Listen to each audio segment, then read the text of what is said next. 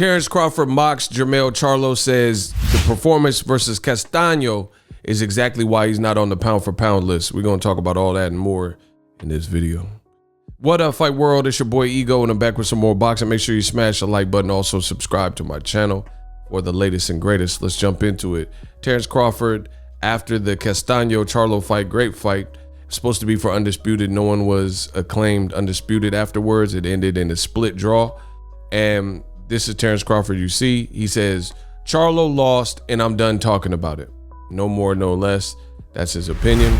He also took jabs at Charlo, seemingly on his social media, his Twitter. It says, I've been gone for a minute, but Jermell Charlo last night is the reason you are not on the pound for pound list, sir. Gotta do better. Right? Now, I don't know, other than I remember Jermell and Crawford kind of going back and forth and kind of on Twitter, something about them talking about a fight. I remember that in the past, so I don't know if there's a little bit of tension or disdain there, but I disagree with what Terence Crawford is saying. Listen, in boxing, if the best fight the best, this is usually what you get. You know, you usually get compelling fights where it's not a blowout on either side. And that's what we seen last night with Jermell and Castano. They were the two best in the division, you know, two champions, the only remaining champions. It was a high stakes fight, and that's what I seen. You know, I have no problem with the draw. I thought it was a close fight. I'll rewatch it, but off first viewing, that's all too fair. People like Terence Crawford who are just saying Charlo lost and I'm done talking about it. No real explanation. I mean, it looks like you're just using this as an attempt to be petty. What I seen, and it's sad because this is what boxing always comes to, instead of celebrating what we've seen in two valiant warriors and giving both of them props for fighting a hell of a fight, Charlo needed to turn it up, and he did that in the later rounds. Castano in the mid rounds was doing real well and acquitting himself nicely, but now it becomes like almost like verbal sparring and this and that. And he said, listen, shout out to Castano, shout out to Charlo. I thought it was a good fight. Castano, he wasn't working. Part of what went wrong for him is he got badly hurt in a pivotal moment. You can't, how you expect to win a fight in enemy territory when you're fighting a guy in Texas? He's from Texas. He's a respected champion with multiple belts. And then he badly hurts you to the point where a judge scores it a 10-8 round, right? So everyone's seen you were visibly hurt. The fact that one of the judges scored it a 10-8 round. So to me, this is just kind of a bad look for Terence Crawford. It just looks like he's using this as an attempt to, I guess, kick a man while he's down because there's controversy there.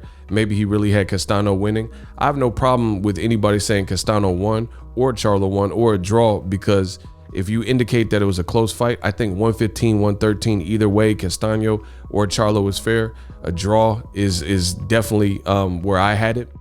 So that's just what it is. Off the first viewing, that's what I seen. Compelling fight, great marriage of styles. And, you know, this to me is a bad look for Crawford because, like, you look at things that are more pertinent to the division he fights in, welterweight. Pacquiao and Spence got announced, and Crawford's been kind of MIA. Like, that's just the reality. I'm here to speak the truth. That's the reality. He's been MIA, and he said, I've been gone for a minute. He's telling you in the opening, I've been gone for a minute. We haven't seen much of a social media presence outside of maybe some posts about his family or something like that. But in regards to boxing, we've heard zero from Crawford. And then the first thing he says, and the first time we outside and the first time he pops back out, is just really to condemn Jermell Charlo in a close fight. To me, that I don't really understand that move. Then you see Crawford and people are going at it. Fans are going at it with him. Spence said he wants to fight with Crawford after Manny. You clowns heard what he said. He said, could you tell me who Bud fought in his prime? The people want to know. He says, you tell me, you know so much about me. So it doesn't answer the question, but whatever. And then this trap media says, we know who you ducked, Sean Porter. I did not blame Bud, though. The business of boxing is a real thing. BS, that's the problem. People don't want to hold him accountable. He re-signed to Top Rank, so it is his fault. I agree it was a business decision. See, and now people are coming for Crawford because of, I guess he jumped in the conversation. And it says, but my point is, once he re-signed the top rank, he don't control who he fights anymore. It's Bob say so. So not making excuses for him. It is what it is. The person says, no, Bud has said many times the promoter works for him. And when two fighters want to fight, any fight can be made. Bob Arum was on board for making the Porter fight until Bud and his sister and Bernie started making excuses on why they didn't want the fight. Crawford seen that, responded, stop putting out lies there, sir. And then someone says, what lies? And then they quoted Crawford, a previous tweet where Crawford said, and stop using the uckin promoters, managers, and advisors for that weak excuse. Y'all doing they work for us. Y'all dumb MFers. If you really want to fight, you tell them, and I don't give two ucks. That's who I want to fight. Let your nuts drop. You say you your own boss, Errol Spence. Wow. So they brought up a past Crawford tweet, and they're saying, hey, you said don't blame the advisors and promoters, but you're not getting the fights you want, like Sean Porter. Wow. It says him saying I ducked Porter. This is getting crazy. They're going back and forth. Look, they got articles and listen, it's just crazy. Like, this is the other thing that's kind of weird for me for the Crawford situation is when Pacquiao Spence, which is also relevant to Crawford's division, welterweight, when that got announced, Crawford disappeared. You would think that the first person to speak on behalf of Pacquiao Spence actually fighting would be Crawford, because he said he wanted to fight either guy at different points recently. He said he wanted to fight Errol Spence. He said he wanted to fight Pacquiao. In fact, his team said he was fighting Pacquiao, and they were fighting in Abu Dhabi. That fell apart, and he says nothing. And then Bomac, when he was at one of the fights, Shakur Stevenson or something, Bomac spoke and was asked about Pacquiao Spence, and he said he don't give a rat's or whatever. He said he don't give a F about Spence and Pacquiao. So again, when you look at Crawford, it's like Jermell and Castano, the first time you pop up is to insult them, you know? I don't know. I don't know. That just looks weird to me. You haven't said nothing about anything for your division. I understand you may have had this back and forth with Charlo in the past, but all in all, Castano and Charlo was really, truly a close fight. So in my opinion, this kind of backfired on Terence Crawford, because while he's using this as an effort to go in and, you know, like have a laugh or whatever, poke fun at Jermell, people have started coming for him in terms of like who he's fighting. Because at the very least, Jermell Charlo and Castano, they are top players in the division. They were, as I mentioned, the only remaining champions. So it's like, no matter who you thought won, if you thought Castano won, if you thought Crawford won, Charlo won or Castano, it really doesn't matter. This was high level stuff that we watched, right? This was Showtime, part of their best. You know, two fighters who were champions, the only remaining champions in a division, colliding head to head. They both had amateur experience. They both had conflicting styles that we knew would gel well. So no matter who you thought won, there's only so much you could say, in my opinion, if you're a Terence Crawford, because his whole run at welterweight hasn't been the fights that people have desired. And that's what I think you're seeing from people like this guy Armando says, right? Even if it says, even the you are fight, he said, even, he spelled it weird, but he's basically saying, right, even though you are fighting nothing but Uber drivers, to which Crawford responded, if that's all I'm fighting, I'm sure making it look easy. You know, so that's kind of a weird comeback. In my opinion, this is just my opinion. I love Crawford, but I call it down to the center of what I see. People are saying you're fighting Uber drivers. That can't be said about Castano, even if you had Charlo losing. We know Castano was a game player. He went on enemy territory, a Golden Boy card, and beat the Golden Boy fighter. We had everything to lose. I told you before the outcome of the fight, anything. In the Boxingego watch party, I told you I had Castano beating Erislandy Lara close. That was a good fight. Erislandy Lara is a decorated Cuban fighter.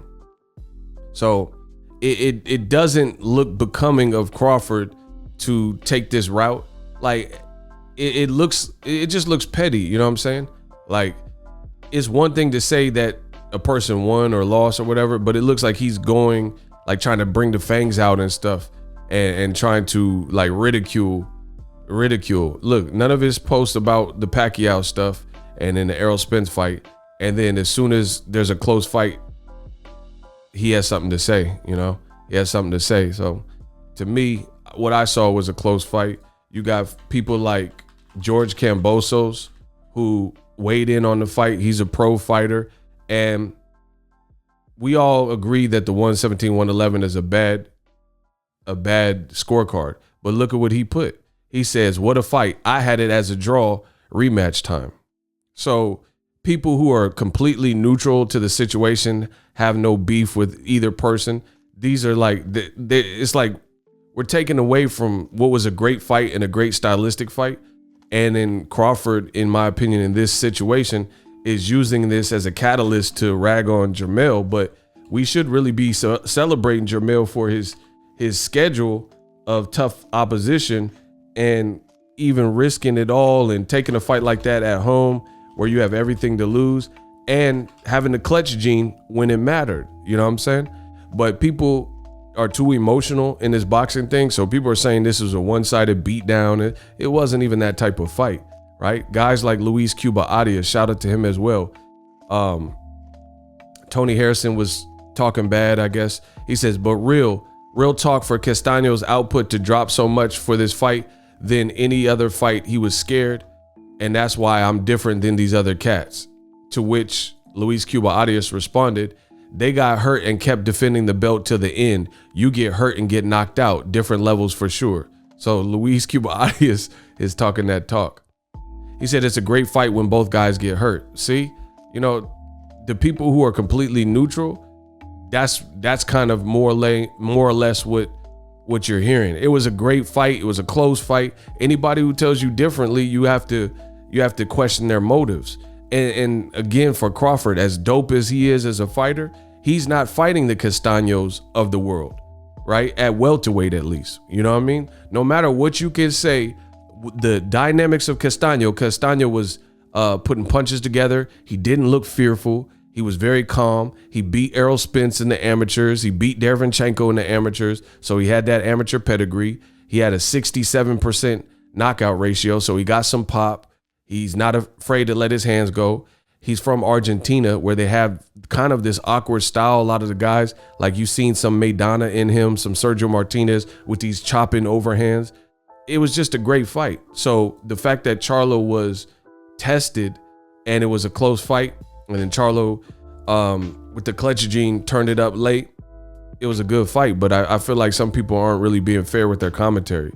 And for Bud to be really on the sidelines, we don't even know who he's fighting next, right? They're talking about him fighting Zepeda, and he's like using this as an opportunity to bash either one of the fighters. I don't look at that as necessarily a great look, because at the end of the day, we would love to see you fight Castano, move up to 54, fight Castano, fight Charlo, right? Fight the fights that you won at 147, Errol or Pacquiao, Porter, Keith Thurman. None of these fights are happening. So it's kind of like I said, it's just not the best look, in my honest opinion, to have someone on the sideline talking about the other people that are in the game. Like Crawford, skillfully, he could possibly be anyone. But there's a reason, in my opinion, that he has 100% knockout ratio at welterweight. Is because of the styles of welterweight. Bro, Keith Thurman has never been knocked out. Sean Porter's never been knocked out. Errol Spence has never been knocked out, right? Jaron Ennis, Virgil Ortiz, like these guys have never been knocked out. So if he fought any of them and knocked them out, then guess what? Then you would have no choice but to recognize the skill set. But the guys he is beating, you know what I mean? Like, are they really got, and keep this in mind. I'm not just saying you ain't been knocked out. They're fighting credible names that, like, Keith Thurman fought Danny Garcia, right? Keith Thurman fought Pacquiao and never got knocked out. Not like Jeff Horn, who only had the Pacquiao fight and he nearly got knocked out in it, right? And that was the only real name that he had, and he hadn't been knocked out. Or Jose Benavidez, who he got shot in the leg and then, he was out for 2 years or whatever, and he had never been knocked out. I'm talking about people who are like fighting the best. Danny Garcia, Sean Porter. Sean Porter fought Errol Spence and didn't get knocked out. He fought Kell Brook in his prime and didn't get knocked out. That's what I'm saying. So for Crawford to just kind of be peeping in from the sidelines, so still don't know who he's gonna fight. His team is talking about he might fight Jose Zepeda, and then he's talking about Jermell. Jermell had it tough at 54. You can't take anything away. And Crawford's saying, oh, this is why you ain't on the pound for pound list. That's not right. In my honest opinion, that's not right, because there's a lot of guys on the pound for pound list that shouldn't be there, you know? And I believe Clarissa Shields commented on that, you know? Like, I call it fair in this game of boxing, right? I call it fair. People like using this as an opportunity. Look, shout out to Clarissa Shields, a real one. He said, I've been gone for a minute, but Charlo's not on the pound for pound list.